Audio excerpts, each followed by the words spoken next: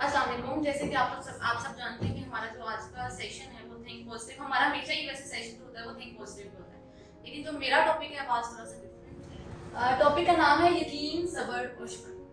अच्छा, ये जो 3 वर्ड्स है ना, ये मेरी लाइफ में बहुत ज्यादा इंपॉर्टेंस है, बहुत ज्यादा। अगर ये 3 वर्ड्स ना होते तो मेरी लाइफ आज आज आज बिल्कुल मायूसी में गुजर रही होती, लेकिन मायूसी कुफ्र है, ठीक है।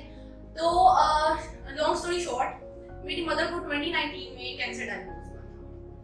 तो उस टाइम तो हम सब बहुत ज्यादा शॉक थे कि ये क्या हो गया, ये ऐसे हो गया वैसे हो गया, लेकिन हमने एकदम अल्लाह ताला पे यकीन था कि अल्लाह ताला ने आजमाइश में डाला है तो अल्लाह ताला ही इस आजमाइश से जो है वो निकालेंगे। हमने अपनी तरफ से फुल कोशिश की।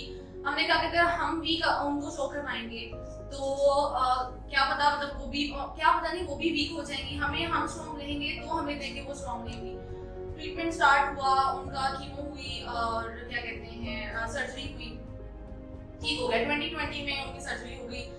हमने अल्लाह ताला का बहुत ज़्यादा शुक्र अदा किया कि और सब सारा जो फेस था ना बहुत ही इजीली स्मूथली जो हो गया, प्रोसेस हो गया। उसके बाद 2020 में जब उनकी सर्जरी हो गई ना, तो हमने कहा अब तो बिल्कुल सब कुछ ठीक हो गया, अल्लाह का शुक्र है, अब मतलब कि आगे कोई प्रॉब्लम नहीं आएगी इस ट्रीटमेंट में या आगे फर्दर कोई प्रॉब्लम नहीं आएगी। फिर क्या हुआ, 2 मंथ्स बाद ना उनकी स्पीच लर्न होना स्टार्ट हुई।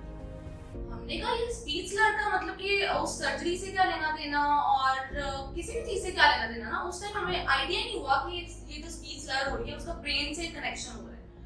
एमआरआई वगैरह हुआ, डॉक्टर ने कहा एमआरआई करवाएं, हमें समझ नहीं आई कि एमआरआई डॉक्टर ने क्यों कहा ना, डॉक्टर ने कहा एमआरआई करवाएं।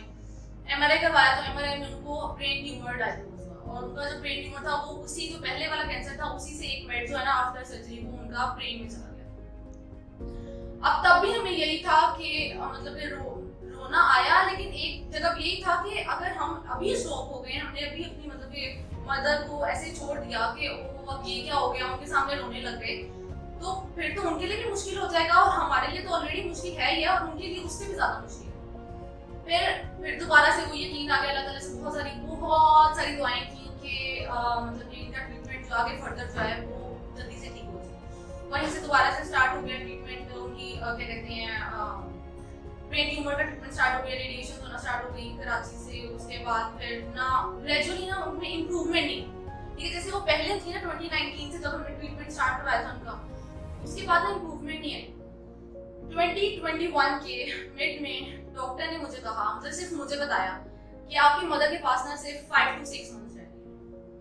मैं मतलब कि उस टाइम बहुत ज्यादा ना हैरान हुई और ना रोना भी आया, लेकिन एकदम मैंने सोचा कि डॉक्टर कैसे कह सकता है कि मेरी मदर के पास 5 to 6 मंथ्स रह गए हैं। इवन के डॉक्टर को अपना नहीं पता कि वो अगले मोमेंट में कहाँ पे है, हमें अपना नहीं पता कि हम अगले मोमेंट में कहाँ पे है, तो डॉक्टर मेरी मामा की कैसे कह सकते हैं 5 to 6 मंथ्स मेरी मदर के पास रहेंगे।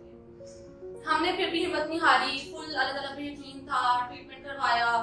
अभी तक वो क्या कहते हैं रिकवरी फेज में है, तबीयत बहुत ज्यादा उनकी एकदम से खराब हो जाती है, हमें कुछ समझ नहीं आता, लेकिन दुआएं हिम्मत हमारी है, मतलब कि जो हम मेहनत करते हैं, मेरी मामा जो इतनी स्ट्रॉन्ग है उनकी वजह से अभी तक स्टिल हमारे साथ हैं। वो हमारी बातें सुनती हैं, हमसे बात करती हैं और अल्लाह का शुक्र है, ठीक है वो वैसी नहीं जैसे पहले थी, लेकिन वो हमारे साथ हैं।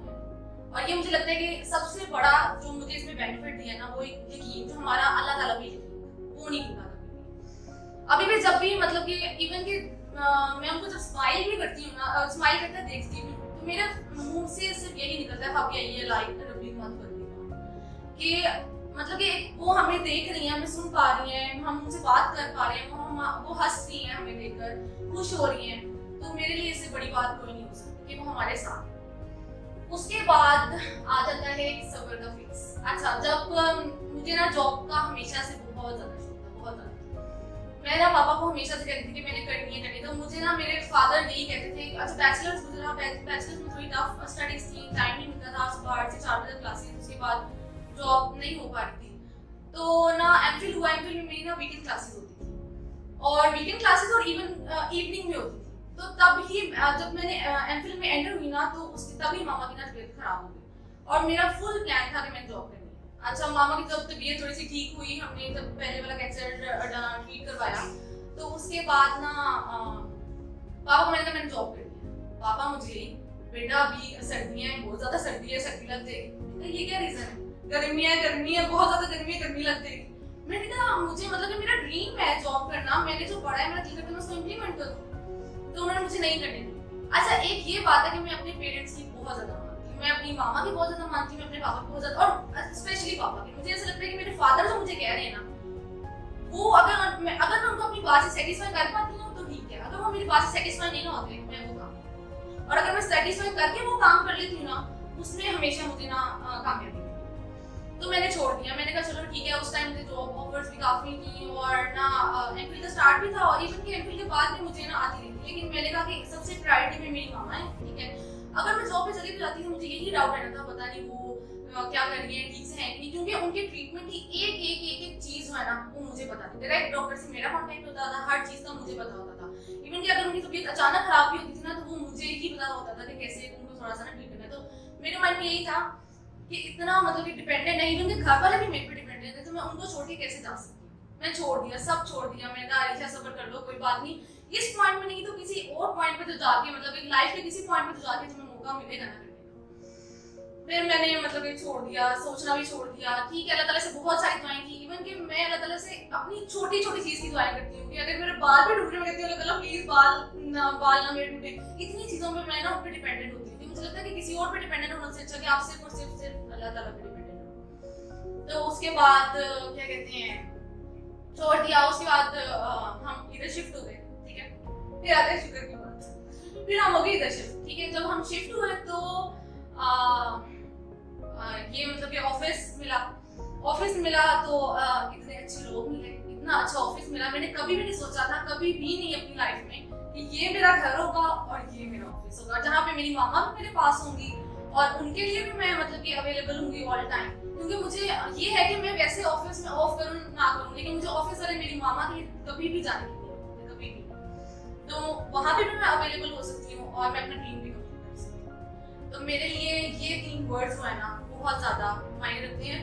और शुक्र अल्लाह ताला का, मैंने हर पॉइंट पे शुक्र किया कि अगर उन्होंने कोई तकलीफ भी दी है ना, तो मैंने अल्लाह ताला का शुक्र अदा किया कि आपको उस तकलीफ के लिए भी शुक्र है।